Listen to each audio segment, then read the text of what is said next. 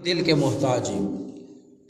جیسا انسان کا دل سوچے گا انسان کا جسم ویسا ہی کام کرے گا۔ اگر آپ کے دل میں کھانے کا خیال آیا نا تو آپ ساری دنیا سے ٹکرا کر مقابلہ کر کے کھانا کھانے کے لیے دوڑ کر جائیں گے۔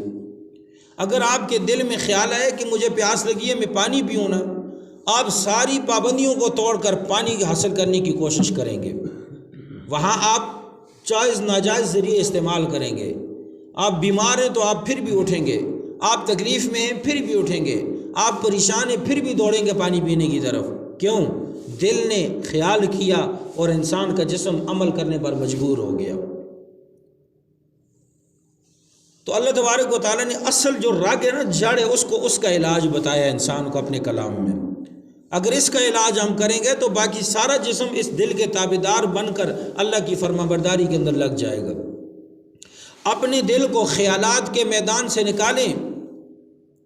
آج ہر شخص کا یہ سوال ہوتا ہے، نماز تو پڑھتا ہوں، میرا ایمان ہے نماز ضروری ہے۔ جس کو آپ دعوت دیں نا نماز پڑھیں، روزہ رکھیں، زکوٰۃ دیں، سچ بولیں، اچھے کام کریں، حرام سے بچیں، جھوٹ نہ بولیں، وہ کہے گا بھائی میں بھی ان چیزوں کو نہ کرنے کو گناہ سمجھتا ہوں، میں بھی نماز چھوڑنے کو وبال سمجھتا ہوں۔ ہر شخص سمجھتا ہے، لیکن آخر کیا وجہ ہے کہ لوگ نماز نہیں پڑھتے؟ آخر کیا وجہ ہے کہ لوگ جھوٹ سے نہیں روکتے؟ آخر وہ کون سی ایسا سبب ہے، کون سی ایسی وجہ ہے جس وجہ کے اندر آ کر ہم انسان غفلت سے جاگتے رہیں اور ہمارا دل نہیں چاہتا کہ ہم اللہ کی عبادت کریں؟ اس کا علاج مفسرین کرام نے فرمایا کہ انسان کا دل خیالات کے بہت بڑے میدان میں دوڑ رہا ہوتا ہے۔ طرح طرح کے خیالات میں انسان کا دل ڈوبا رہتا ہے، کبھی مال کی محبت میں، کبھی بال بچوں کی ضروریات میں، کبھی اپنے پیٹ کی ضروریات میں، کبھی انسان اپنے اور دیگر معاملات کے اندر طرح طرح کے خیالات، طرح طرح کے سوچیں انسان کے دل کے اندر ہوتی ہیں۔ اگر انسان کا دل ان سوچوں اور ان خیالات سے باہر نکل جائے نا تو اللہ کی عبادت کرنا آسان ہو جائے گی۔ اب اللہ تبارک و تعالیٰ نے یہاں جو نسخہ بیان فرمایا ہے، اس کے اندر انسان کے دل کے خیالات کو دنیا سے ہٹا کر آخرت کی طرف موڑنے کی کوشش کی ہے۔ جب انسان کے دل کے خیالات دنیا سے مڑ کر، مال سے مڑ کر، جاہ اور مرتبہ سے واپس آ کر، اولاد کی محبت سے واپس آ کر، اپنی دنیاوی ضروریاتوں سے انسان کے دل کے خیالات لوٹ جائیں اور کدھر مڑیں؟ اس طرف مڑ جائیں کہ ہمیں اللہ کی بارگاہ کے اندر حاضر ہو کر ملاقات کرنی ہے اللہ سے، اور نہ جانے ہماری ملاقات اللہ کے ساتھ کیسی ہوگی۔ نمبر 2، مرنے کے بعد ہمیں اپنے دنیا کی زندگی کا حساب کتاب کے لیے اللہ کی طرف لوٹ کر جانا ہے۔ جب انسان کے دل میں یہ 2 خیال پیدا ہو جائیں گے نا تو انسان کے دل میں اللہ تعالیٰ نے 2 خیال ایک ساتھ جمع نہیں کیے۔ ظاہر انسان کا دل ہر وقت بہت ساری چیزوں کو نہیں سوچتا، ایک وقت میں انسان صرف ایک ہی چیز کے بارے میں سوچ سکتا ہے۔ 2 چیزوں کے بارے میں سوچیں گے تو آپ کی سوچیں گڑبڑ ہو جائیں گی۔ تو جب آپ کے دل میں اللہ سے ملاقات اور اللہ کی بارگاہ کے اندر حساب کتاب کے لیے پیشی کا خیال آئے گا تو آپ کے لیے عبادت ادا کرنا آسان ہو جائے گا، کیونکہ جب دل میں اللہ کا خوف پیدا ہو گیا، آخرت میں رب سے ملاقات کی امید پیدا ہو گئی، اللہ کی بارگاہ میں حاضر ہونے کا خوف آیا، جب یہ خوف اور یہ امید ہمارے دل میں آئی تو ہماری دنیا کی سارے جمیلوں، سارے پریشانیوں، ساری تنگ دستیوں سے، تکلیفوں سے اور ساری سوچوں اور خیالاتوں سے فکری طور پر ہم آزاد ہو جائیں گے۔ جب ہمارے دل کے خیال آزاد ہو جائیں گے پھر اللہ اکبر کی آواز آئے گی، ہم دوڑ کر اللہ کی بارگاہ میں آئیں گے۔ پھر ہمیں جھوٹ سے رکنے کا حکم دیا جائے گا، رک جائیں گے۔ پھر ہم ظلم کرنے سے باز آئیں گے، پھر ہم حرام کمانے، حرام کھانے سے بچیں گے، کیونکہ ہمارے دل میں ہر وقت یہ خوف رہتا ہے کہ جب رب کی بارگاہ میں حاضر ہوں گے پتہ نہیں کیا ہوگا، اور ہر وقت یہ امید بھی ہے انشاءاللہ ہم یہ نیک عمل کریں گے، اللہ کی بارگاہ میں اچھی طرح ہماری پیشی ہوگی۔ یہ وہ نسخہ ہے۔ اس نسخے کو بیان کر کے اللہ رب العالمین نے ان سے کہا، بنی اسرائیل سے، اے لوگو یہ 2 کام تم کر لو نا تمہارے لیے ایمان قبول کرنا آسان ہو جائے گا۔ اور ہمارے لیے اس میں یہ تعلیم ہے، اے مسلمانوں اگر تم اپنے ایمان پر قائم رہتے ہوئے صبر اور نماز کے ذریعے سے مدد مانگو، غیر ضروری خواہشات سے رک جاؤ، اور اس کے ساتھ ساتھ نماز کو ادا کرو پابندی کے ساتھ۔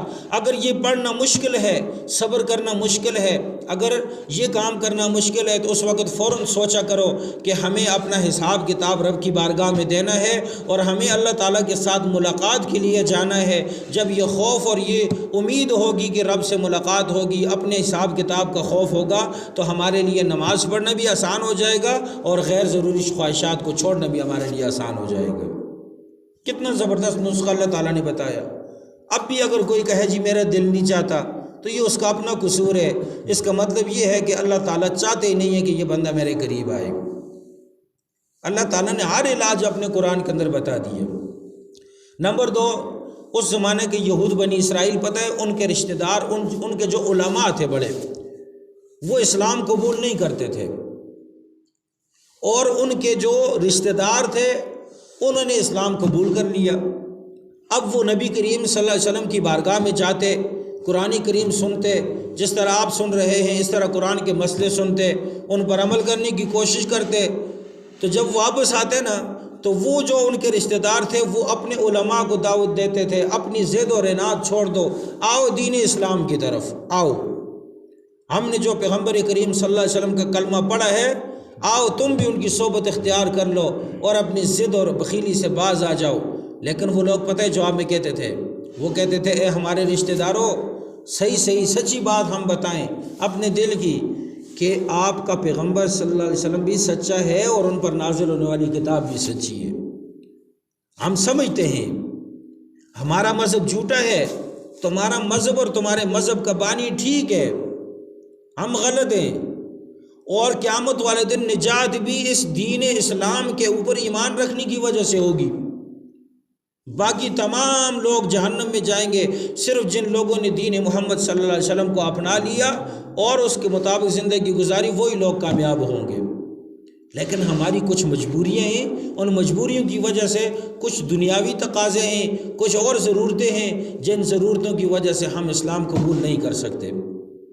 تو اللہ تبارک و تعالیٰ نے ان لوگوں سے فرمایا، اتامرون الناس بالبر، لوگوں کو تو کہتے ہو کہ پیغمبر سچا ہے، لوگوں کو تو کہتے ہو ان کا دین سچا ہے، لوگوں کو نیکی کی باتیں بتاتے ہو، وَتَنْسَوْنَ أَنفُسَكُمْ، اور جب اپنی بات آتی ہے ایمان قبول کرنے کی اپنے آپ کو بھول جاتے ہو۔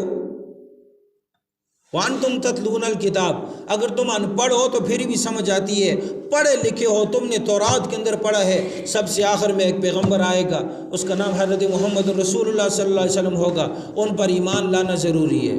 اے عیسائیو، تم نے اپنی انجیل میں پڑھا ہے یاتی من بعد اسمہ احمد، اے لوگو، حضرت عیسیٰ علیہ السلام نے فرمایا بنی اسرائیل میرے بعد ایک پیغمبر آئیں گے جن کا آسمانی نام احمد ہوگا، زمین پر لوگ ان کو محمد صلی اللہ علیہ وآلہ وسلم کہیں گے، تم ان پر ایمان لانا۔ تمہاری کتابیں بھی کہہ رہی ہیں، تم اپنی کتابوں کو پڑھتے ہو، دوسروں کو نیکی کا درس بھی دیتے ہو، خود اس پر عمل نہیں کرتے، افلا تعقلون، تو کیوں نہیں سوچتے؟ یہ تھا محترم سامعین کرام، بنی اسرائیل کو اللہ رب العالمین نے ایمان اور عمل صالح کی دعوت عظیم، دعوت فکر دی ہے، اور یہ ہمارے لیے بھی سبق ہے۔ اے امت مسلمہ، ایمان پر قائم رہیں اور عمل صالح کی فکر کریں، غفلت کی چادر ہٹا دیں۔ آپ کی زندگی کے کتنے دن باقی ہیں نہ آپ جانتے ہیں، نہ دنیا کی کوئی اور طاقت جانتی ہے۔ اچانک بلاوا آئے گا تو فوراً جو ہے اللہ کی بارگاہ میں پیشی کے لیے حاضر ہو جاؤ گے۔ مجھے ایک واقعہ یاد آیا، حضرت غالباً ایوب علیہ السلام کا ہے۔ موت کا فرشتہ ایک مرتبہ ملاقات کے لیے آیا،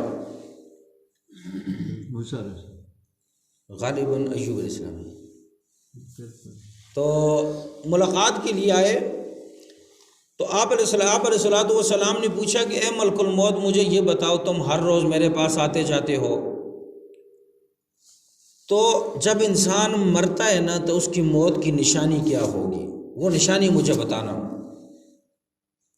ملک الموت نے وعدہ کر لیا، ٹھیک ہے جی، میں آپ کو نشانی بتاؤں گا کب انسان کی موت آتی ہے۔ یہ بات کہنے کے بعد وہ اسرائیل علیہ السلام جو تھے فرشتہ، وہ غائب ہو گیا۔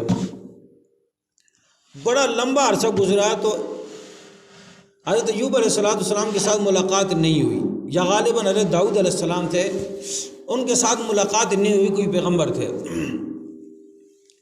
جب ان کی زندگی کا اور ان کی وفات کا وقت آیا تو اچانک ملک الموت ان کے دروازے پہ آئے، اور کہا حضور تیار ہو جائیں، اپنے رب کی بارگاہ کی طرف لے کر جانا ہے آپ کو۔